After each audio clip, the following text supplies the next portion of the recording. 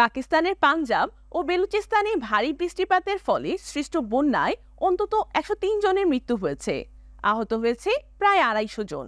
সোমবার প্রাদেশিক দুর্যোগ ব্যবস্থাপনা কর্তৃপক্ষ জানায়, বজ্রপাত, ক্ষতিগ্রস্ত বাড়িতে বিদ্যুৎস্পৃষ্ট ও বৃষ্টিতে জরাজীর্ণ ভবন ধসে হতাহতের এ ঘটনা ঘটে।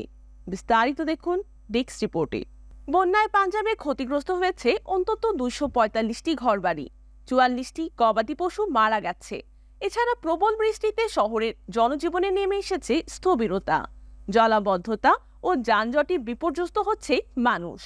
সবচেয়ে বেশি ক্ষতিগ্রস্ত এলাকাগুলোর মধ্যে রয়েছে শাহজামাল, লক্ষ্মীচক, করিমপাড়, আল্লামা ইকবাল টাউনের সবজি মান্ডি, টাক্কা চক এবং জোহর টাউন।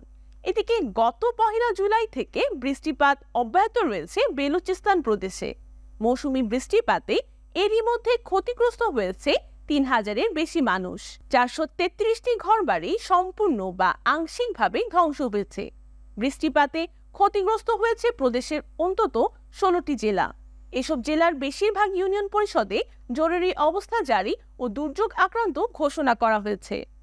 বৃষ্টির কারণে জুদাইরে একটি নদী উপচে পড়ে এলাকা প্লাবিত হয় এবং বিস্তীর্ণ এলাকার ধানক্ষেত নষ্ট হয়েছে। পাকিস্তানে জুন থেকে সেপ্টেম্বর পর্যন্ত বর্ষা মৌসুমে বৃষ্টিপাত স্বাভাবিক ব্যাপার। তবে বিশেষজ্ঞরা বলেছেন, জলবায়ু পরিবর্তনের ফলে এই অঞ্চলে গ্রীষ্ম ও বর্ষার তীব্রতা বেড়েছে, যা বিরূপ প্রভাব ফেলছে।